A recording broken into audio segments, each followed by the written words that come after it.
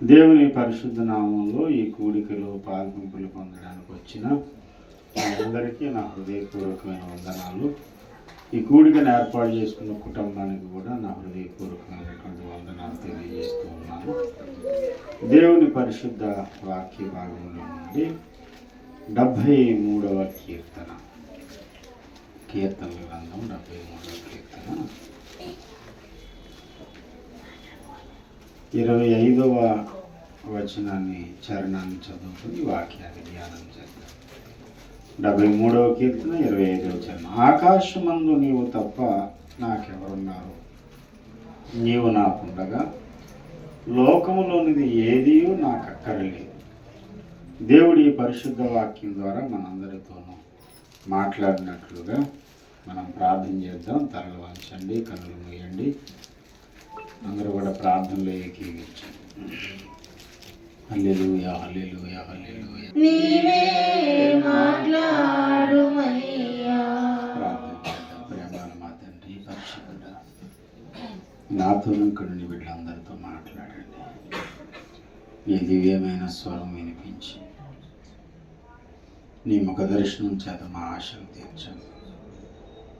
అయ్యా తండ్రి, నీకు వ్యతిరేకంగా మాలో రేగుతున్నటువంటి ప్రతి తలంపులను కాల్చి నీ స్వరమును మాకు వినిపించమని, నీ సన్నిధి కాంతిని మా మీద ప్రకాశింపచేయమని యేసయ్య నామములో వేడుకుంటున్నాం పరమ తండ్రి.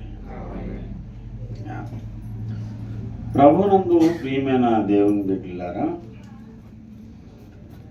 దేవుడు ఎంత గొప్ప దేవుడు, ఎంత శక్తి కలిగిన వాడు అంటే ప్రతిదానిని తనకు అనుకూలంగా మార్చుకొనగలిగినటువంటి దేవుడు పరిశుద్ధ బైబిల్ గ్రంథంలో కనిపించే దేవుడు.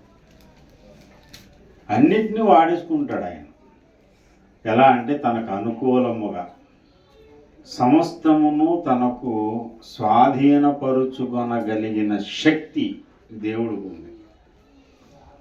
దేవుని కార్యానికి నేను చాలా అవరోధంగా నిలబడాలి, ఆటంకంగా నిలబడాలని కొంతమంది ఇదే మా జీవనాధారం, ఇదే మాకు బ్రతుకుదెరువు అన్నట్టు ప్రయత్నాలు చేస్తారు.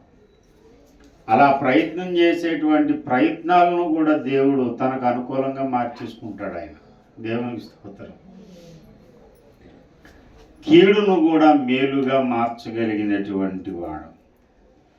ఆటంకాలు, అవరోధాలను ఆయన రహదారులుగా మార్చేటువంటి దేవుడు ఆయన. దేవునికి స్తోత్రం. క్రైస్తవ్యం నిర్మూలన చేయాలి. క్రైస్తవ్యం అనేది అసలు దేవుడు అనే మాట వినబడకూడదు. దేవుడు అనేది ఒక పెద్ద మూఢనమ్మకం. ఆ మూఢనమ్మకం అనేది మొత్తం పెకిలించి వేయాలి కూకటి వేళ్లతో అని కొంతమంది కంకణం కట్టుకుంటున్నారు. అలా కంకణం కట్టుకుని దేవుడు లేడు అని ఈ రోజుల్లోనే కాదు, అది చాలా పాతకాలం నుంచి ఉన్నటువంటి గొడవ అది. అందుకనే బైబిల్లో దేవుడు లేడని బుద్ధిహీనులు తమ హృదయంలో అనుకొందురు అని అంటే మరి అప్పుడే ఉన్నారు. దేవుడు లేడు అని అనుకునేటువంటి బుద్ధిహీనులు ఇప్పుడు ఉండడం ఏంటి?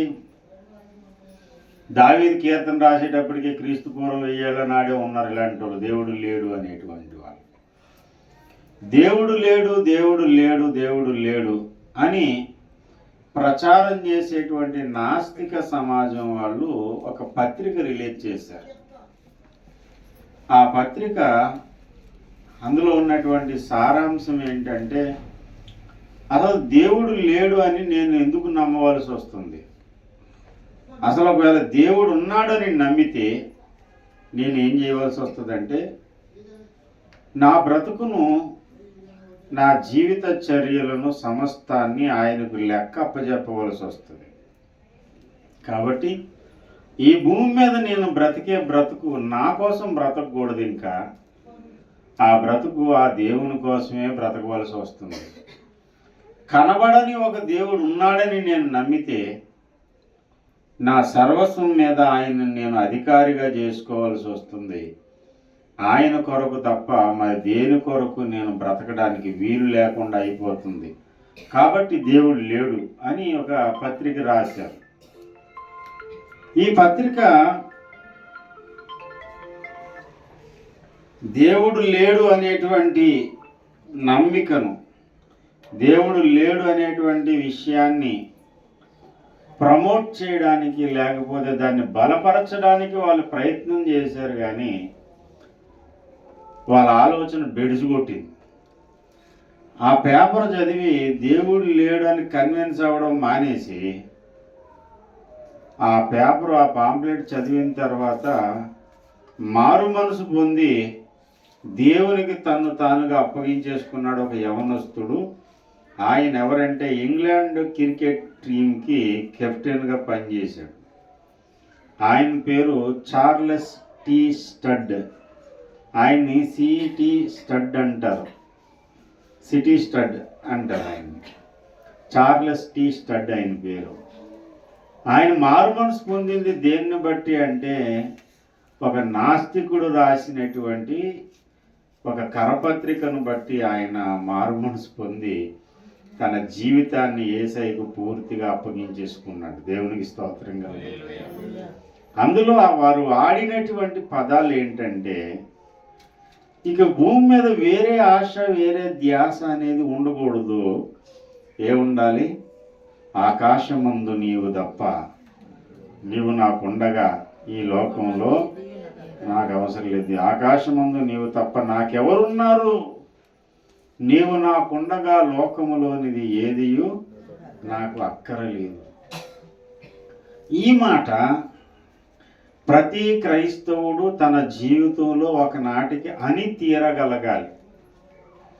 నీవు నాకుండగా నీవు తప్ప నాకు ఇంకేది అక్కరలేదు అనేటువంటి సమర్పణ విశ్వాస జీవితానికి అత్యంత విలువైంది, మకుటాయమానమైనది, కిరీటం లాంటిది అన్నమాట విశ్వాస జీవితంలో. బౌద్ధ మతం బోధిస్తుంది, బౌద్ధ మతం మూలం ఏంటంటే, అసలు మనిషి దుఃఖంలో, వేదనలో, బాధలో ఉండడానికి గల మూల కారణం ఏంటంటే, నాకు పలానా వస్తువు కావాలి అనే ఆశ ఉంటుంది మనిషికి.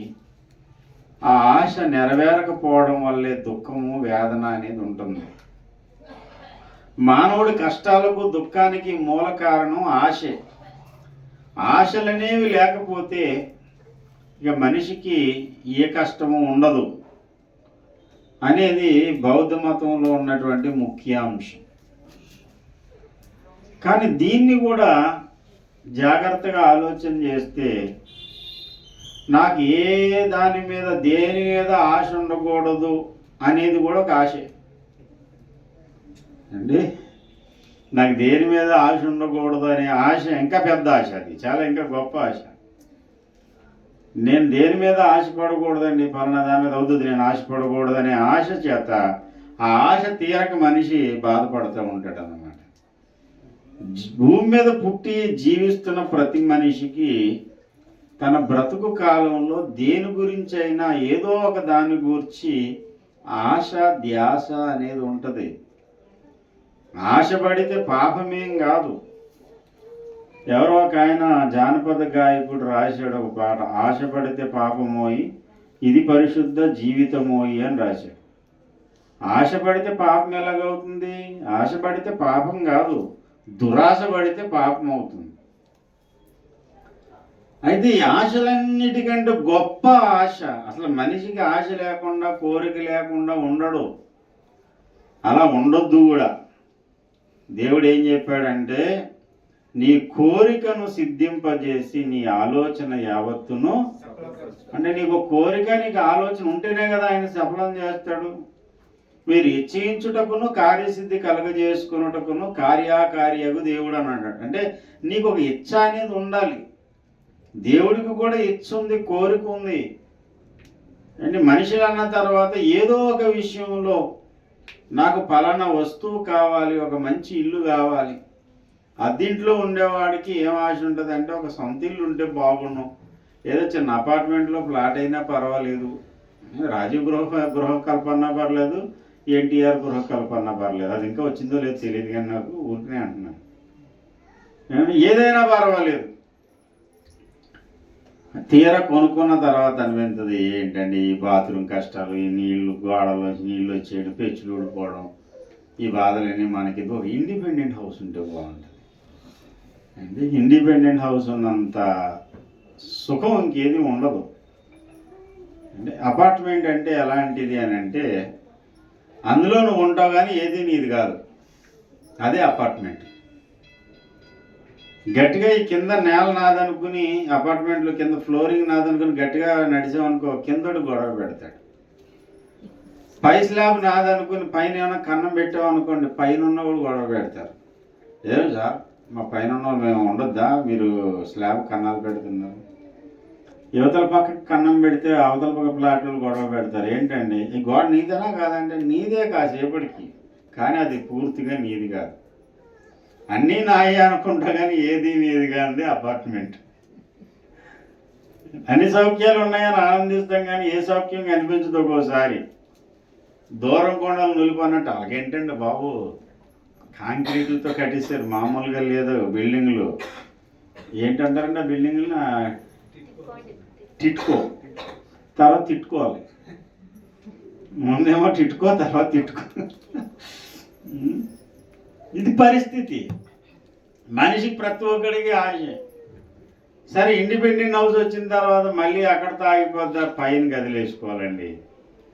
పైన ఏదోలాగా రెండు గదులు వేసుకుంటే ఎవరైనా వచ్చినప్పుడు ఉండడానికి అవకాశం ఉంటుంది. ఇవన్నీ అవసరమైనవి, పాపం అని చెప్పట్లేదు. ఇది పాపం ఎలాగవుతుంది? ఓబిరాయ్ గారు ఏం చెప్పారు విన్నారా? ప్రతి ఒక్కరికి 2 ఇళ్ళు ఉండాలి. చిన్న ఇల్లు పెద్ద ఇల్లు కాదు, 2 ఇళ్ళు అంటే ఒకటేమో నువ్వు ఉండడానికి, ఒకటేమో అద్దెకిచ్చుకోవడానికి. ఒకటేమో నువ్వు ఉండడానికి ఇల్లు, ఒకటి నువ్వు అద్దెకిచ్చుకోవడానికి. అలాగని చెప్పి మరి అద్దెకిచ్చుకోవడానికి కావాలని చెప్పేసి ఉండడానికి కావాలని చెప్పేసి 2 అప్పులు చేసాం అనుకోండి, ఇంకా తలనొప్పి అయిపోద్ది అప్పుడు. ప్రియమైనటువంటి దేవుని బిడ్డలారా, ఆశ పడాలి, ఆశ ఉండకూడదని కాదు. ఏదైనా సరి అయిన ఆశ. ఎలాంటి ఆశ ఉండాలంటే చిన్న చిన్న పెద్ద పరుగులకి నత్తగుల్లలకి ఆశపడకూడదు. ఉన్నతమైన వాటి కొరకు ఆశపడాలి. దేవునికి స్తోత్రం. స్వామి వివేకానంద గారు ఒక మాట అంటారు, ఆ పుస్తకం పేరు జ్ఞాపకం లేదు, అది చాలా కాలమైన చదివి. ఆయన వేటకి వెళ్ళామనుకో, జింక పిల్లని లేడి పిల్లని వేటాడొద్దు. కడుపు నిండాలంటే ఖడ్గమృగమే. దొంగతనానికి వెళ్తే చిన్న చిన్న చిల్లరిళ్లలో దొంగతనం చేయొద్దు. కొట్టే రాజుగారి ఖజానా కొట్టు. వేటాడితే ఖడ్గమృగాన్నే వేటాడు. మొక్కితే అల్లరి చిల్లర దేవతలను కాదు దేవుణ్ణి మొక్కంటాడు స్వామి వివేకానంద గారు. ఎంత ఉన్నతంగా ఆలోచించాడు మహానుభావుడు. స్వామి వివేకానంద గారికి ఉన్నటువంటి ఆలోచన విధానం కానీ, ఆయనకున్న బ్రాడ్ మైండ్ కానీ ఈనాడు ప్రతి ఒక్కరికి ఉంటే మత విద్వేషాలు అనేవి ఉండవు. మత వివక్షలు, మత విద్వేషాలు, గొడవలు అనేవి ఉండవు. స్వామీజీ అంత ఉన్నతమైనటువంటి ఆశయం కలిగినటువంటి వారు. స్వామి వివేకానంద గారు ఇంకో మాట చెప్పారండి, ఈ సందర్భం వచ్చింది కూడా చెప్తాను, ఆయన పేరు గుర్తొచ్చింది కాబట్టి. పుస్తకం పేరు నాకు మరి జ్ఞాపకం లేదు, చెప్తాను మళ్ళా ప్రసంగ క్రమంలో జ్ఞాపకం వస్తే పుస్తకం పేరు కూడా చెప్తాను. యేసు ప్రభు వారు పాదాలని ఒక స్త్రీ కన్నీళ్లతో కడిగింది. అదే కాలంలో ఒకవేళ నేను బ్రతుకుంటే నా రక్తంతో కడిగేవాడిని అన్నాడు ఆయన. యేసు ప్రభు వారి పాదాలంట కన్నీళ్లతో కడిగిందంట ఒక స్త్రీ. కానీ స్వామీజీ అన్నారు, ఏమన్నారంటే, నేను కానీ ఆ కాలంలో బ్రతుకుంటే నా రక్తం పోసి యేసయ్య పాదాలు కడిగేవాడిని. ఎంత గొప్ప స్టేట్మెంట్ చూడండి. చిల్లరి నమ్మకాలు కాదు, చిన్న చిన్న విషయాల కోసం కాదు. కొట్టే కుంభస్థలాన్ని కొట్టినట్టు మొక్కితే దేవుణ్ణి ఆశించు. అంటే ఉన్నతమైన వాటి కొరకు నువ్వు ఆశపడాలి. ఏదో సార్ బ్రతుకు జీవుడా అంటూ బ్రతికేద్దాం. అమ్మా ఇప్పుడు వెళ్ళి బ్యాంక్కి వెళ్ళి లోన్ తీసుకోమని నేను చెప్పట్లేదు, జస్ట్ ఏంటి ఆశపడమని చెప్తున్నాను. ఏం ఆశపడాలి? ఉన్నతమైన ఆశ. చదువుకునే పిల్లలు కూడా ఏమోనండి 10th పాస్ అయిపోతే చాలండి, ఏదోలాగా అత్యవసర మార్కులతో ఇంటర్ పాస్ అయిపోతే చాలండి, ఏదోలాగా ఈ డిగ్రీ గట్టెక్కించేస్తే చాలండి. నీ బ్రతుకు ఇంక అలాగే తగలెడుతుంది. అమ్మా, నువ్వు ఎంత ఎత్తుకు ఎదగాలంటే దేవుడు నన్ను ఎంత దీవించాలనుకుంటున్నాడో అంతగా నేను దీవించబడాలి, అంతవరకు నేను చదవాలి, ఆ ఆశ ఉండాలి. అదేందా, దేవుడు ఒక వ్యక్తిని ఎంత దీవించాలనుకున్నాడో అంత నేను దీవించబడాలి, అంతే తప్ప మధ్యలో ఆగిపోవద్దు, మధ్యలో నేను సతికిలు పడవద్దు. ఏదో లేండి మన జీవితాన్ని సరిపోయినంత గంటకు తగ్గ బొంత అన్నట్టు, అంతే తప్ప మనం పెద్ద పెద్ద ఆటల కోసం ఆశపడకూడదు అని అనుకోకూడదు. ఎలీషా దగ్గరికి రాజు వస్తాడు, ఇది యెహోవా రక్షణ బాణం, నువ్వు బాణం తీసుకుని నేల మీద కొట్టంటే 3 సార్లు కొట్టి వదిలేస్తాడు వాడు. ఎలీషా చాలా కోపపడతాడు, నువ్వు ఇంకా ఎక్కువ సార్లు కొట్టుంటే బాగుండేది, ఎన్నిసార్లు నువ్వు కొట్టుంటే అన్నిసార్లు సిరియనుల మీద నీకు దేవుడు విజయం ఇచ్చేవాడు, 3 సార్లు కొట్టి బానేసావు. చాలామంది అంతే, దేవుని విషయాలలో దేవుడిచ్చేటువంటి వాటి కొరకు కానీ దేవుని సన్నిధిలో కానీ ఎలాంటి ఆశ ఉంటుందంటే కొంతే, నీ ఆశ అపరిమితమైపోవాలి. దేవుడు నేను అపరిమితంగా దీవించాలంటే నీ ఆశ కూడా అపరిమితమైపోవాలి. చక్కని మాట జ్ఞాపకం చేస్తా, నీ నోరును బాగుగా తెరువుము. అమ్మా, నీ నోరు తెరువు అన్నాడా? నీ నోరు బాగుగా తెరువు, నేను దాన్ని నింపుతాను. నోరు బాగుగా తెరాలి అంటే నువ్వు ఎంత విస్తృతమైనటువంటి విశాలమైనటువంటి ఆశతో నీవు ఉంటావో అంతగా దేవుడు నిన్ను నింపుతాడు, అంతగా దేవుడు నిన్ను బలపరుస్తాడు. దేవునికి స్తోత్రం కలుగును. హల్లెలూయా. ఈ లోకంలో దేని కొరకు ఆశపడిన దానికంటే అత్యధికమైనటువంటి ఆశ, అత్యున్నతమైన ఆశ ఏదన్నా ఉందంటే అది దేవుని కొరకు మనం పడే ఆశ. ఇక్కడ భక్తుడైనటువంటి ఆసాపు గారు చెబుతున్నాడు, నీవు తప్ప ఆకాశమందు నీవు నాకుండగా, నీవు తప్ప నాకెవరున్నారు, నీవు నాకుండగా ఈ లోకంలోనిది ఏది నాకు అక్కర్లేదు. ఈ లోకంలో ఏది కావాలని అనుకున్నా సరే ఇదంతా వద్దయ్యా, దీనంతటికంటే ఉన్నతమైనది, దీనంతటికంటే కోరదగినది, దీనంతటికంటే విలువైనది దేవుడే కనుక ఆయన్నే కోరుకుంటే ఆయన తర్వాత ఆయన బట్ట అన్నీ వస్తాయి, అంతే. సొలొమోన్ని దేవుడు అడుగుతాడు, నీకు ఏం కావాలి అడిగితే సొలొమోన్ అంటాడు, జ్ఞానము కావాలి అని అడిగాడు. జ్ఞానం అంటే ఎవరు? ఆయనే జ్ఞానమై ఉన్నాడు కాబట్టి దేవుడు అంటాడు, ఐశ్వర్యమునైనను శత్రువుల ప్రాణమునైనను నీవు అడగలేదు, నువ్వేమడిగావు అంటే జ్ఞానమును అడిగావు గనక ఈ నీ హృదయవాంఛ, ఈ నీ కోరిక నాకు బాగా నచ్చింది కాబట్టి నీకు జ్ఞానమును ఐశ్వర్యమును కూడా నేను ఇస్తున్నాను అని దేవుడు ఐశ్వర్యం ఇచ్చాడు, జ్ఞానం ఇచ్చాడు. ఏదో డబ్బుల కోసమో లోక ఘనత కోసమో వెతికేటువంటి వాడు దాని కొరకే ప్రాకులాడతాడు. కానీ నీ ఆశ అపరిమితం అయిపోవాలన్నాను. అపరిమితం అయితే ఏం చేయాలంటే అపరిమితుడైనటువంటి దేవుణ్ణి కోరుకోవాలి. దేవునికి స్తోత్రం. అపరిమితమైనటువంటి దేవుణ్ణి కోరు, ఆయన తప్ప నాకు ఇంకేది నాకు ఈ లోకంలో అవసరం లేదు, అక్కర్లేదు. నేను చాలాసార్లు చెప్తాను, ఈ వచనము ఎంత అద్భుతమైనటువంటి మాట అంటే ఒక వాస్తవ సంఘటన, వాస్తవ చరిత్ర చెబుతాను, వినండి. చైనా దేశంలో ఒక 100 ఏళ్ల క్రిందట జరిగినటువంటి వాస్తవ కథ ఇది. చైనా దేశంలో క్రీస్తు నామము నిమిత్తము సువార్త ప్రకటించిన వారిని కానీ, ప్రార్థనలు చేసిన వారిని కానీ ఎక్కడికక్కడ అరెస్ట్ చేసి క్యాంపులు పంపిస్తున్నారు, కౌన్సిలింగ్ క్యాంపులకి పంపించి అక్కడే భోజనం పెడతారు. ఒక 3 రోజుల పాటు ఆ క్యాంపులో ఉంచి దేవుడు లేడు, దెయ్యం లేదు, యేసుప్రభుని దేవుడిగా మీరు అంగీకరించకండి, ఇలాంటి మతమౌఢ్యంతో మీరు ఉండొద్దు అని కౌన్సిలింగ్ ఇస్తూ ఉంటారు. ఎక్కడ ప్రార్థన చేసుకున్నా సరే వాళ్ళని పట్టుకునే వాళ్ళు ఈ కౌన్సిలింగ్ సెంటర్కి తీసుకెళ్ళి 3 రోజులు వాళ్ళకి కొంచెం మర్యాదగానే చెబుతారు. అలాగా ఒక యవనస్తుడిని పట్టుకుని ఆ క్యాంపుకు తీసుకెళ్ళి పెట్టారు.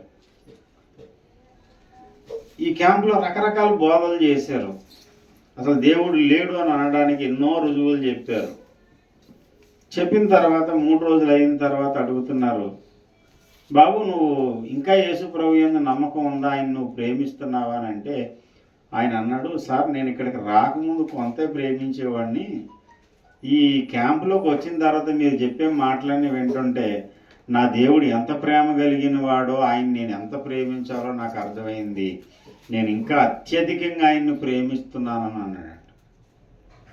ఏంట్రా పిచ్చి మాటలు మాట్లాడుతున్నా అని చెప్పి వాడికి ఉద్రేకం, కోపం తట్టుకోలేక అక్కడ ఇనప సుత్తి ఉంటే చిన్న సుత్తి, ఆ సుత్తితోటి ఇక్కడ కొట్టాడు. కొట్టగానే వెంటనే బొడుపు వచ్చేసింది. ఇలాగ బొడుపు రాగానే ఇప్పుడు చెప్పరా, ఇప్పుడు ఏం చెప్పగలనండి, కొట్టకుండా ఉంటే బాగుండు, కొట్టారు కాబట్టి ఇంకా ఎక్కువ ప్రేమించాను అన్నాడు. 4 అడుగులు నడిపించడం, సుత్తుతో కొట్టడం, మళ్ళీ అడగడం, సుత్తుతో కొట్టడం. అలా ఒక 10 గజాల దూరం నడిచేసరికి ఇక ఆయన తలంతా వాసిపోయింది, మొత్తం అంతా మాట్లాడలేని స్థితికి వచ్చేసాడు. చెప్పరా చెప్పు అని చెప్పి ఉద్రేకపడిపోతున్నారు. ఐ లవ్ యూ జీసస్ అన్నాడు. ఎరా ఇంకా నువ్వు దేవుని ప్రేమిస్తున్నావు అని చెప్పి అక్కడ కుక్క మాలం ఉంటే ఆ మాలం తీసి నోట్లో కుక్కారు. మనిషి మాలం ఉంటే అందులో టోపీ ముంచి నెత్తిమే పెట్టారు.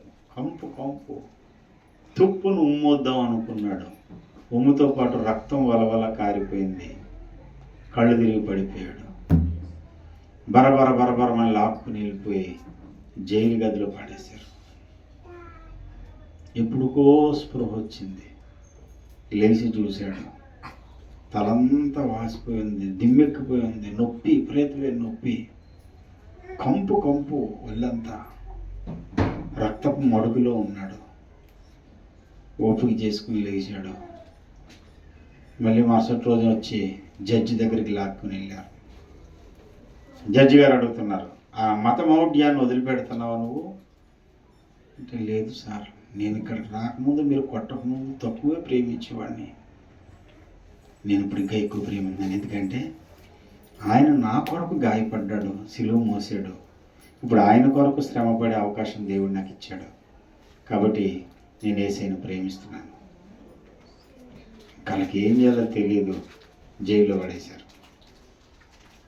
జైలు గదిలో కఠిన శిక్ష అనుభవిస్తూ ఉన్నాడు.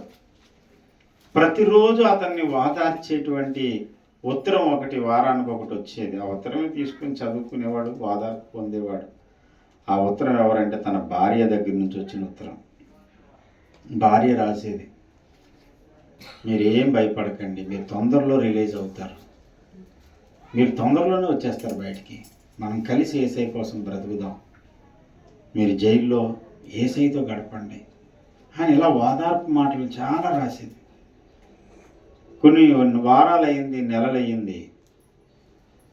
ఈయన పట్టు వదలనటువంటి వాడుగా చాలా గట్టి పట్టు పట్టాడు, ఉడుం పట్టులాగా యేసయ్యను ప్రేమించడం కోసం. అప్పుడు జడ్జి గారు తీర్పు చేసి, వీడి మామూలు పిచ్చోడు కాదు, మత పిచ్చి ఎక్కువైపోయింది వీడికి, వీడిని యావజ్జీవ కారాగార శిక్ష చేసేయండి, వీడికి బయటికి పంపితే ఎలాంటి వాడు చాలామందికి అంటింతాడు ఈ మతం అని చెప్పి ఉత్తరం రాశారు, ఉత్తర్వులు జారీ చేశారు. జైలు గదిలోకి వెళ్ళి కూర్చున్నాడు. ఈ లోపల భార్య దగ్గర నుంచి ఉత్తరం వచ్చింది. 1000 కళ్ళతో ఎదురు చూస్తున్నాడు భార్య దగ్గర నుంచి ఉత్తరం వస్తుందని. ఉత్తరం వచ్చింది. ఆ ఉత్తరం పట్టుకుని వెళ్ళి తీసి చూశాడు. గుండె పగిలిపోయే వార్త. మీరు ఇప్పట్లో మీకు రిలీజ్ అయ్యే అవకాశం లేదు, ఇంకా మీరు జైల్లోనే చచ్చిపోవచ్చు, లేకపోతే మీరు ఎప్పుడుకో ముసలివాళ్ళు అయిపోయాక రావచ్చు. మీకోసం నేను ఎదురు చూస్తూ నా జీవితాన్ని నేను పాడు చేసుకోవడం నాకు ఇష్టం లేదు. ఒకవేళ నా మీద నీకు ఏమైనా ప్రేమ ఉంటే నువ్వు విడాకులకు ఒప్పుకోవాలని చెప్పి భార్య ఉత్తరంలో రాసింది. గుండె పగిలిపోయినటువంటి బాధ. ఒక పక్క ఈ పోలీసు వాళ్ళు కొట్టే దెబ్బలు, భయంకరమైన చలిలో కప్పుకోవడానికి దుప్పట్లు లేక మామూలు కటికి నేల మీద పడుకునేవాడు. వీళ్ళు కొట్టిన దెబ్బలకు నొప్పులకు మందులు లేవు. రోజంతా ఆకలితో పెట్టి కొంచెం జావ ఇచ్చేవారు, ఒక రొట్టె ఇచ్చేవారు. అది కూడా కంపు కంపుగా ఉండేది, తినడానికి బాగుండేది కాదు. ఇలాంటి బాధలన్నీ అనుభవించినా సరే అతను హృదయం గాయపడలేదు. కానీ తను ప్రేమించే తన భార్య తనకు దూరం అవుతుందని, తనను ఆదరించే వాళ్ళు ఇంకెవరో లేరని గుండె పగిలిపోయినటువంటి పరిస్థితి వచ్చింది. వేకునే లేచాడు. జైలు గదిలోంచి బయటకు వస్తే మొత్తం అంతా మంచుతో గడ్డగట్టిపోయి ఉంది నేలంతా. జైలు గదిలోంచి దూరంగా వెళ్ళి ఆ మంచు గడ్డ మీద మోకాళ్ళు వేసాడు. 2 చేతులు ఆకాశం వైపు ఎత్తాడు. ఏడుస్తున్నాడు, ప్రభా నా పరిస్థితి ఏంటి నాయన, ఇలాగైంది. నిన్ను ప్రేమించిన నేను ఈ పరిస్థితుల్లో ఉండవలసి వచ్చింది అని కన్నీరు కారుస్తూ ఆకాశం వైపు చూశాడు. బంగారు అక్షరాలు కనపడ్డాయి ఆయనకి. ఆకాశమందు నీవు తప్ప నాకెవరున్నారు, నీవు నాకుండగా లోకములోనిది ఏదియో నాకు అక్కరలేదు, నువ్వు నాకుంటే చాలు, నాకు ఈ లోకంలో ఏది అక్కర్లేదనే ఆసాపు గారి కీర్తన కనిపించింది ఆకాశంలో. వేదన లేదు, బాధ లేదు, గుండెల్లో బాధ అనేది లేదు. లేచాడు, సంతోషంగా ఉత్తరం రాశాడు. నా ప్రియాతి ప్రియమైన భార్య, నువ్వు కోరుకున్న వ్యక్తితో నువ్వు వివాహం చేసుకో, నీ సుఖంగా ఉండాలని నేను కోరుకుంటున్నాను, హ్యాపీగా మ్యారేజ్ చేసుకో. దేవుడు నన్ను ప్రేమించి ఇంకా బ్రతుకుని ఆయన అని అవకాశం ఇస్తే జైలు నుంచి వస్తాను, లేకపోతే ఇక్కడి నుంచి ఇలాగే పరలోకానికి వెళ్ళిపోతాను.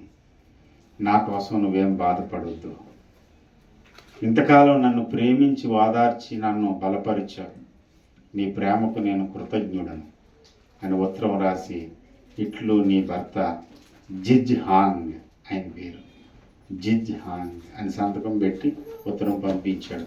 విడాకులకి నేను ఒప్పుకుంటున్నాను. నీ మీద, దేవుని మీద ఆశ, దేవుడు నాకు ఉండండగా ఈ లోకంలో నాకు అక్కర్లేదు, ఏది నాకు అక్కర్లేదు అనే తీర్మానము ఒక మనిషిని దుఃఖప్రాప్తుడు కాకుండా కాపాడుతుంది. నీ జీవితంలో ఎలాంటి పరిస్థితులు ఏర్పడినా, నీ స్థితిగతులు ఎలా ఉన్నా సరే, ఈ భూమి వైఖరి మారిపోయినా, మనుషుల వైఖరులు మారిపోయినా, ఈ లోకంలో నిన్ను ప్రేమించే వారందరూ నీకు దూరం అయిపోయినా, నేను ఎవరి కోసం బ్రతకాలండి అని కొంతమంది క్వశ్చన్ మార్కులు వేసుకుంటారు. ఎవరి కోసం బ్రతకాలి, ఎవరి కోసం బ్రతకాలని. నువ్వు ఎవరి కోసం బ్రతకాలో నీకే అర్థం కాలేని పరిస్థితుల్లో నువ్వు ఉన్నప్పటికీ నీ హృదయం సంతోషంతో నిండిపోయేది ఎప్పుడో తెలుసా? నీవు నాకుండగా ఈ లోకంలో నాకు ఏది అక్కర్లేదు, నీవు తప్ప నాకెవరున్నారు. అర్థం చేసుకునేవాళ్ళు, నా అన్నవాళ్ళు నీ చుట్టూ చాలామంది ఉండొచ్చు. సముద్రంలో ప్రయాణం చేసేటువంటి బోటు, సముద్ర ప్రయాణంలో నీళ్లు చాలా అవసరం. ఆ బోట్లో ప్రయాణం చేసే వాళ్ళు బ్రతకడానికి నీళ్ళు అవసరం. కానీ త్రాగుదామంటే చుట్టూ నీళ్లు ఉంటాయి కానీ ఒక చుక్క నీళ్లు పనికిరావు, ఎందుకంటే ఉప్పు నీళ్లు కనుక. అందరూ నీ చుట్టూ ఉంటారు, నా వాళ్ళని నువ్వు అనుకుంటావు. కానీ నిన్ను అర్థం చేసుకునేవాళ్ళు, నిన్ను వాదార్చగలిగిన వాళ్ళు, నిన్ను స్థిరపరచగలిగిన వాళ్ళు, బలపరచగలిగిన వారు ఎవరు నీకుండరు. నీ స్థితి, నీ జీవిత స్థితి గతి ఎలా ఉంటుందయ్యా అంటే, యెషయా గ్రంథంలో చెబుతున్నాడు కదా, 49వ అధ్యాయం 1వ వచనం, ద్వీపములారా నా మాట వినుడి, దూరమునున్న జనులారా ఆలకించుడి. ద్వీపములారా, ద్వీపము అంటే ఐలాండ్స్, చుట్టూ నీళ్లు, మధ్యలో భూభాగం ఉండదు. దానికి ఏది భూభాగం ఉండదు, మధ్యలో భూభాగం, చుట్టూ నీళ్లు. మన కాకినాడ దగ్గరలో హోప్ ఐలాండ్ ఉంది అండి. కడుపు నొప్పి వచ్చింది, హాస్పిటల్కి వెళ్ళంటే బోట్ లేకపోతే అక్కడ కదలడానికి లేదు, చుట్టూ నీళ్ళే. వేరు చేయబడింది భూభాగాన్ని. భారతదేశం అయితే మాత్రం ద్వీపకల్పం, అది ద్వీపం కాదు. ఎందుకని అంటే 3 పక్కల నీళ్ళు ఉన్నాయి కానీ 4వ పక్కన భూభాగం ఉంది. బార్డర్ పక్క దేశంలోకి వెళ్ళిపోవచ్చు. నాన్న వాళ్ళ యొక్క అనుబంధాలు నీకు ఉండొచ్చు. కొంతమందికి నాకు ఏ అనుబంధాలు లేవని అనుకుంటారు. నిజమేనండి, ఉన్నదనుకున్న వాళ్ళు కూడా లేదు నిజంగా. ఎందుకని అంటే ఎంతమంది నీ బంధువులు, ఎంతమంది నాన్న వాళ్ళు ఉన్నప్పటికీ నీ మనసును అర్థం చేసుకునేవాడు ఎవడూ లేడని నువ్వు బాధపడే రోజు ఒకటి నీ జీవితంలో ఉంటుంది. నా భర్త నన్ను చాలా అండర్స్టాండ్ చేశాను. నా భర్తకు ఉండే అండర్స్టాండింగ్ ఇంత అంత కాదు. నా భార్య నన్ను చాలా అర్థం చేసుకుంటుంది అని పెద్ద పెద్ద డైలాగులు చెప్తారా? ఏదో ఒక సందర్భం వస్తుంది, అప్పుడు అనిపిస్తుంది చిచ్చి ఎవరికి నేను అర్థం కాను, నన్ను ఎవడో అర్థం చేసుకున్నాను లేరు ఇంట్లోని. నేను ఒక్కడనే ఉన్నాను, నా చుట్టూ ఇంకెవరూ లేరు, నేను ద్వీపమును. అవును, నీ జీవితంలో నీవు ఒంటరివాడివి. ప్రతి ఒక్కడు ఒంటరివాడి. ప్రతి ఒంటరివాడు కూడా గుర్తుపెట్టుకోవాల్సిన మాట ఏంటంటే, నీవు తప్ప నాకు ఇంకెవరు అవసరం లేదు. ఆకాశం అందు నీవు తప్ప నాకెవరున్నారు? నాకు ఈ లోకంలో ఎవరు లేరు. నీవు నాకుండగా ఈ లోకములోనిది ఏది నాకు అక్కరలేదు అని చెప్పగలిగేటువంటి స్థితి మనకు రావడం అత్యంత ఉన్నతమైనటువంటి ఆశయం, కోరిక. ఆ మాట మన నోట్లోంచి రావాలి. నువ్వు నాకుంటే చాలయ్యా, ఈ లోకంలో నాకు ఏది అక్కర్లేదు. అదేంటి సార్ ఇంత నిరాశ ఆశ ఎలాగవుతుంది? యేసయ్యను కోరుకోవడం, ఆయన తప్పింక నాకు ఈ లోకంలో ఏది నాకు అక్కర్లేదు అని అనుకోవడం నిరాశ, వైరాగ్యం కాదది. ఇంకా పెద్ద ఆశ, ఇంకా గొప్ప ఆశ. నేను చాలాసార్లు చెప్తాను, నా చిన్నప్పుడు విన్న కథ ఇది. మా అమ్మగారు చెప్పిన కథ ఇది. సండే స్కూల్ టీచర్ అమ్మగారు చెప్పిన కథ ఇది. ఒక రాజుగారు తన రాజ్యంలో ఉన్నవారందరి మొహాలలో సంతోషం చూడాలనుకున్నాడట. అందరి మొహాల్లో సంతోషం కావాలి. నేను ఎవరెవరిని చూస్తున్నానో వాళ్ళందరూ చాలా ఆనందభరితులుగా ఉండాలనుకున్నాడు. అప్పుడు తన రాజ్యంలో తనకున్న యావదాస్తి తీసుకొచ్చి బయట పెట్టి, ఆస్తి అంతా బంగారం, డబ్బు, భోజన పదార్థాలు, వస్త్రాలు, నగలు అన్నీ బయట పెట్టాడు ప్రదర్శనకి. చూడండి, మీకు నచ్చింది మీరు పట్టుకుని వెళ్ళిపోండి. అయితే అంతా ఫ్రీ అనగానే ఊరుకుంటారా? చందనాలో చీర ₹1 అనేసరికి ఊరుకున్నారండి? అది కట్టుకోవడం పని చేద్దాం అనవసరం, వెళ్ళిపోవాలి అంతే. మొన్న ఎప్పుడో కానీ చీరల షాప్కి వెళ్తే, కాదు ఎక్కడికి వెళ్ళామండి, అమలాపురం అనుకుంటాను. అక్కడ చీర ₹9 అన్నాడు. నేను ఆగి నిజమేనా అని అడిగాను. ఆవిడ నవ్వుతుంది. పక్కన ₹500 చీర కొంటే ₹9 చీర ఇస్తారండి ఫ్రీగా. ₹500 ప్లస్ ₹9 అంట. నేను అన్నాను ₹500 వద్దులేండి, ₹9 ఇస్తారా అన్నా. అలాగే ఇవ్వండి. ఏదో సీక్వెన్స్ ఉంటుంది అక్కడ. ఈ చీరల షాప్లో పెట్టారంటే ఏదో ఒకటి ఉంటుంది అక్కడ. మనం మాత్రం ఎగబడిపోతాం. అలాంటి ఫ్రీ అన్నాడు అనుకోండి రాజుగారు, ఎలా ఉంటుంది పరిస్థితి? మామూలు ఉండదు. మన ఏజెన్సీ వెళ్ళినప్పుడు అక్కడ అగ్ని ప్రమాద బాధితులు అలా చదువుతున్నారు పిల్లలు. ఒరే రండిరా తీసేసుకోండి అని చెప్పి మూట ఇలా బట్టలు వంపగానే వాళ్ళ మొహాల్లో ఆనందం చూడాలండి. దీవేసుకుంటున్నాడు ఒక్కొక్కడు. నేను చెప్పాం, ఎవరు ఇన్ని కాదు అని పట్టుకోండి, వీళ్ళకి ఇన్ని అని ఏం లేదు, మీ ఇష్టం, ఎవరికి ఎన్ని దొరికితే అని పట్టుకెళ్ళిపోండి అంటే మొత్తం దున్నేస్తున్నారు. అలాగే రాజుగారు భోజనాలు అది ఇష్టం ఉన్నవాడు అందరూ భోజనాల దగ్గరికి వెళ్ళిపోతున్నారు. ఇంకా జాయింట్లు ఉంటే చాలు, ఇంకేం అవసరం లేదు. తినేస్తున్నాడు ఏంటి, ఒక్కొక్కడేమో బిర్యానీలు తినేస్తున్నాడు, ఒక్కొక్కడు బట్టల దగ్గరికి వెళ్ళిపోయారు. ఆడవాళ్ళకి ఏం అవసరం లేదు, చీరలు నగలు ఉంటే చాలు. ఇంకా తిండి లేకపోయినా పర్లేదు ఆ పూటకి. కొంతమంది సంగతి అమ్మా మిమ్మల్ని అంటలేదు, నేను జనరల్గా చెప్తున్నాను. మగవాళ్ళకి కావాల్సిన మగవాళ్ళు, ఆడవాళ్ళకి కావాల్సిన ఆడవాళ్ళు అందరూ దున్నేస్తున్నారు పట్టుకుని. ఒక కుర్రోడు మాత్రం ఏది చూడట్లేదు, ఏది పట్టించుకోవట్లేదు. అన్నిటి దగ్గరికి వెళ్తున్నాడు, అనుకుని వెళ్ళిపోతున్నాడు. ఇదంతా ఎత్తుగా ఉన్నటువంటి ఒక దిమ్మ మీద ఉండి రాజుగారు గమనిస్తున్నాడు. అన్నీ చూస్తుంటే అందరి మీద దృష్టి లేదు రాజుగారికి. రాజుగారి దృష్టి అంతా ఈ కుర్రోడి మీదకి వెళ్ళింది. ఇంటీడు నా రాజ్యంలో పెట్టిన ఉన్నాయన్నీ పెడితే వీడికి ఏది నచ్చట్లేదు, ఇంక వీడికి ఏం కావాలి అని వాడినే పిలిచాడు. ఒరే బాబు వెళ్ళారా, ఏరా నీకేం నచ్చట్లేదు, ఇక్కడ ఏమున్నాయంటే అన్నీ నచ్చేయండి. మరి ఏం వద్దా? మరి అన్నీ కావాలండి. మరి పట్టుకెళ్ళరా, నీకేం కావాలో ఇస్తాను నేను అంటాడు రాజుగారు. ఏం కావాలో ఇస్తానా? నేను అడిగింది ఇస్తారా? ఓకే, నువ్వేం అడుగుతాడు, నీకేం కావాలి చెప్పు. సార్ రాజుగారండి మీరే నాకు కావాలని గట్టిగా కొట్టుకున్నాడు. నేనెందుకురా? రాజుగారండి బంగారం పట్టుకెళ్తే బంగారం మాత్రమే నేను పట్టుకెళ్ళగలను, మరి డబ్బు, ఆహార పదార్థాలు, బట్టలు, నగలు ఎన్ని ఉన్నాయి కదా, ఇదేదో ఒకటి పట్టుకుంటే బంగారం పట్టుకుంటే మిగతా మిస్ అయిపోతున్నాను, భోజనం పట్టుకుంటే ఈ మిస్ అయిపోతున్నాను, ఇవన్నీ పట్టుకెళ్ళిపోవాలని నాకు ఆశ ఉంది. ఇవన్నీ మీయే కాబట్టి మిమ్మల్ని కానీ పట్టుకెళ్ళిపోయాను అనుకోండి, ఇవన్నీ నాయే. దేవునికి స్తోత్రం. నీవు తప్ప నాకెవరున్నారు, నీవు కాక నాకు ఈ లోకంలో ఏది అక్కర్లేదు అని అనుకున్న వాడికి ఇంకా ఎక్కువ ఆశ ఉన్నదన్నమాట. అది వైరాగ్యం కాదు, అది ఉన్నతమైన ఆశ, ఉన్నతమైన కోరిక. అందుకే చెప్పాను, కోరుకుంటే చిన్న చిన్నవి కోరుకోవద్దు, అల్లరి చిల్లరి వాటిని కోరుకోకండి. వివేకానంద గారు చెప్పినట్టు ఏం కోరుకోవాలి? దేవుణ్ణే మొక్కాలి, దేవుణ్ణే వేడుకోవాలి, ఆయన్నే పట్టుకోవాలి. దేవునికి స్తోత్రం కలుగును గాక.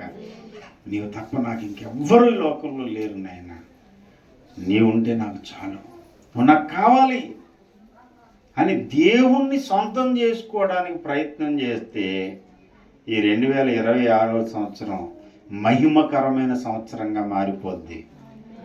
అంటే దేని వెనకాల పరిగెడ? డబ్బు వెనకాల, నగల వెనకాల, ఆస్తుల వెనకాల, అధికారం వెనకాల, ఈ లోకంలో ఉన్న గౌరవాల వెనకాల పరిగెట్టొద్దు. దేని వెనక పరిగెట్టినా మిగతా మిస్ అయిపోతావు. నాకు దేవుడే కావాలని ఆయన వెనక పరిగెడితే మిగతా అన్నీ వెనకాల పరిగెత్తుకుంటూ వస్తాయి. దేవునికి స్తోత్రం కలిగి. హల్లెలూయా. ఎలీషా ఆస్తి అంతా వదిలేసి దేవుడు కావాలని వచ్చేసాడు.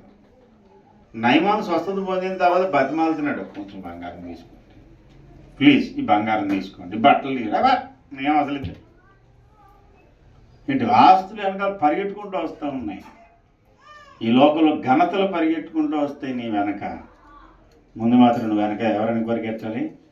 ఇవేమి నాకు అవసరం లేదని వాటన్నిటినీ ఏసడించుకుని ఏసై వెనకాల పరిగెత్తాలి. నా ఏసై ఉంటే చాలు. అప్పుడే నీ జీవితంలో దుఃఖము అనేది, వేదన అనేది మొత్తం పటాపంచులైపోతాయి. కొంతమంది పైకి నవ్వుతూనే ఉంటారు, హ్యాపీ క్రిస్మస్ అంటే merry Christmas, happy new year. మీరు ఏ హ్యాపీ న్యూ ఇయర్, ఏమి హ్యాపీ న్యూ ఇయర్? పైకే, నోటితోనే పైకే. నేను గమనించాను కదా, ఈ క్రిస్మస్ నెలలోని యాంత్రికంగా కృత్రిమంగా ఉండేవారు. అలాగా happy new year, happy new year. ఏటా హ్యాపీ న్యూ ఇయర్? మిడత గుడ్లు వేసుకుని మొహం మీద నవ్వేది, నవ్వు లేదు, ఉలుకు లేదు, పలుకు లేదు, ఆర్టిఫిషియల్ నవ్వు అనమాట.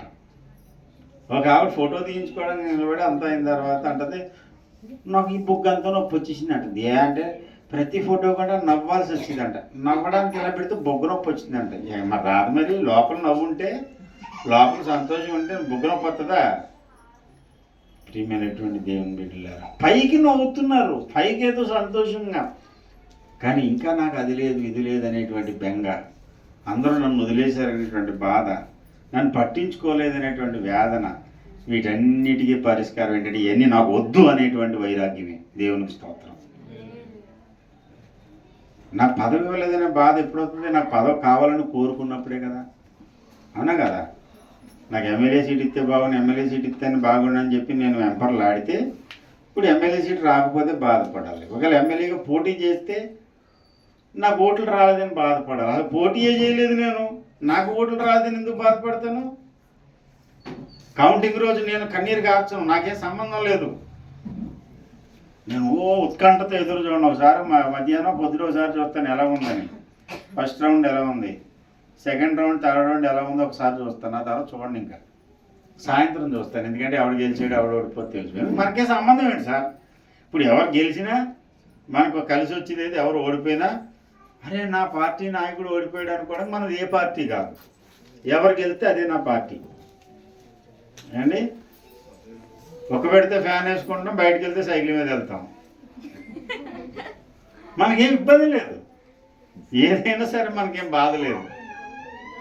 తెలంగాణలో ఉంటే కారు అన్న వాడుకుంటాం, లేదా చెయ్యన్న వాడుకుంటాం, మనకి ఏదన్నా ఇబ్బంది ఏముంది? అందరూ మన వాళ్ళే. ఈ విషయం నాకు ఎప్పుడు తెలుసా? నాకు 6, 7 లేకపోతే ఒక 8 సంవత్సరాలు ఉన్నప్పుడు తెలుసు నాకు. ఎలా అనుకుంటున్నారు? తెలుగుదేశం వాళ్ళు ఒక బ్యాడ్జ్ ఇచ్చారు, కాంగ్రెస్ వాళ్ళు బ్యాడ్జ్ ఇచ్చారు. అందరూ వెళ్ళిపోతా ఇచ్చేవారు అనమాట. ఈ బటన్కో బ్యాడ్జి, ఈ బటన్కో బ్యాడ్జి, ఈ బటన్కో బ్యాడ్జి, 3 బ్యాడ్జీలు పెట్టుకుని వెళ్ళాను. మా అమ్మ కూడా ఓటేయడానికి ఎఫ్సై కూడా దగ్గర 3. మనకు అన్ని పార్టీలు ఒకటే, కానీ ఎవరు గెలిచినా మనకు బాధ లేదు, ఎవరు ఓడిపోయినా అయ్యో ఓడిపోయాడా బాబు బాబా ఏడ్చి బాధ ఏముంది మనకి? నేను పోటీ చేసినప్పుడు నేను ఓడిపోతే బాధపడాలి. అలాగే నాకు ఫలానాది కావాలని వెంపర్లాడినప్పుడు, అది రానప్పుడు నేను దుఃఖపడతాను. కానీ ఏది నాకు వద్దయ్యా, నువ్వే నాకు కావాలనుకున్నప్పుడు ఇవి వచ్చినా నేను సంతోషపడతాను, ఇవి రాకపోయినా నేను సంతోషపడతాను. డబ్బున్నా సంతోషం ఉండదు, డబ్బు లేకపోయినా సంతోషం ఉంటుంది. మనిషికి బౌద్ధ మతం ఇవ్వలేదు సంతోషం, క్రైస్తవ్యం మాత్రమే సంతోషం ఇవ్వగలదు. క్రైస్తవ్యం నేర్పించేది ఈ లోకపు ఆశల వెనక, భోగాల వెనక పరిగెత్తకు, యేసయ్య వెనక పరిగెత్తు, ఆయన్నే కోరుకో. ఎందుకనంటే నీ సకల పరిస్థితులకు ఆయన చాలినవాడు. దేవునికి స్తోత్రం కలుగునుగాక. హల్లెలూయా. ఆయన వెంబడించే బండండి, నువ్వు వెనకాల పరిగెత్తవసరం లేదు. ఇజ్రాయేలీలు ప్రయాణం చేస్తుంటే అరణ్యంలో ఒక బండ వాళ్ళని వెంబడించిందట. వెంబడించిన బండలోని జలము తాగారంట. ఆ బండ క్రీస్తే. నువ్వు వెంపర్లాడి, ఎతుకులాడి, పరుగులెత్తి, బాధపడి, నాకు దొరకలేదని కృంగిపోయి జీవితం అంతా శాంతి లేకుండా బ్రతికే దానికంటే ఇవేది నాకు అవసరం లేదు, నాకు యేసయ్య ఉంటే చాలనుకుంటే ఆయన నీ వెనకలో వస్తాడు, నీతో పాటు వస్తాడు ఆయన. దేవునికి స్తోత్రం కలుగును గాక. నీకు అవసరమైన ప్రతిదాన్ని ఆయనే చూసుకుంటాడు. యెహోవా ఈరే, కొండ మీద చూసుకునే దేవుడు. నువ్వు కంగారు పడిపోయి ప్రతిదానికి, కొంతమంది కంగారు ముందు పుట్టారు, వాళ్ళు వెనకాల పుట్టారు అనమాట. అండి కంగారు వీళ్ళు కావాలి పిల్లలు, కంగారు ముందు పుట్టి తర్వాత వీళ్ళు పుట్టారు. ఏదైనా ఎలాగా ఏటలాగా, ఈరోజు ఎలాగో రేపు అలాగే. దేవునికి స్తోత్రం. ఎల్లుండి కూడా అలాగే. ఎందుకంటే ఆయనే చూసుకుంటాడు. కొండ మీద దేవుడు చూసుకుంటాడు. లాస్ట్ మినిట్ వరకు ఎదురు చూడడం నేర్చుకోవాలి. మనం ఒకసారి చాలా ఎదురు చూసాం, దేవుడు సహాయం పంపించలేదు. మొండికేసి పంచమే పడుకున్నాను, ప్రార్థన కూడా చేయలేదు. మరి ఎవరైనప్పుడు నేనేం చేయను. అప్పటి వరకు కంగారు పడ్డాను, ప్రభా ఎలాగైనా టైం అయిపోతుంది, ఈఎంఐ టైం అయింది, ఈఎంఐ లేదు, డబ్బులు ఇవ్వలేదు. దేవుడు ఏమన్నాను తెలుసా? డబ్బులు న్యాయంగా ఎత్తే ఈ తండ్రి, ఇవ్వకపోతే మానే. ఆడు ఓడి వేసుకుంటే ఆవిడ కడతాను, నేను కడతానా? నువ్వే కట్టుకుంటావు, నాకేం సంబంధం ఎవరికి? నాకు సంబంధం లేదు, మీరే చూసుకోవాలి, నాకు సంబంధం లేని విషయం అది. అప్పటి వరకు కంగారు పడ్డాను, ప్రార్థన చేశాను, భయపడ్డాను. కానీ ఒకసారి గుర్తొచ్చింది, అవును నాకేం సంబంధం ఇది, నేనేం చేశాను అప్పు, నాకు కానీ ఇది తీర్చివాడు ఆయన. ఆయన పని కోసం, ఆయన కార్యాభివృద్ధి కొరకు నేను ముందుకు వెళ్ళాను. మరి ఆయన ఇవ్వద్దు, ఇచ్చుకోలేదు, నాకేం సంబంధం లేదు. మనిషి కలవరాలన్నిటికీ కారణం వాటి వెనక పరిగెత్తడం, వాటి కొరకు ఆశపడ్డమే. ఏవేవి నీకు అవసరమో, ఎప్పుడు నీకు అవసరమో అప్పుడు నీకు ఇవ్వగలిగినటువంటి వాడు, నీ ప్రతి అవసరమును తీర్చగలిగిన వాడు. క్రీస్తు యేసు మహిమలో మీ ప్రతి అవసరమును ఆయన తీర్చేవాడు. కాబట్టి ఆయన రాజ్యమును, నీతిని వెతకండి, ఆయన్ని వెతకండి. ఆయన తప్ప ఇంకేది నాకు అక్కర్లేదని పూర్తి వైరాగ్యం రమ్మని వైరాగ్యంతో నింపబడండి. తర్వాత సంగతి అంతా ఆయనే చూసుకుంటాడు, కథ మొత్తం మార్చేస్తాడు. దేవుడు అటువంటి కృప మనందరికీ అనుగ్రహించును గాక. రండి ప్రార్థన చేద్దాం.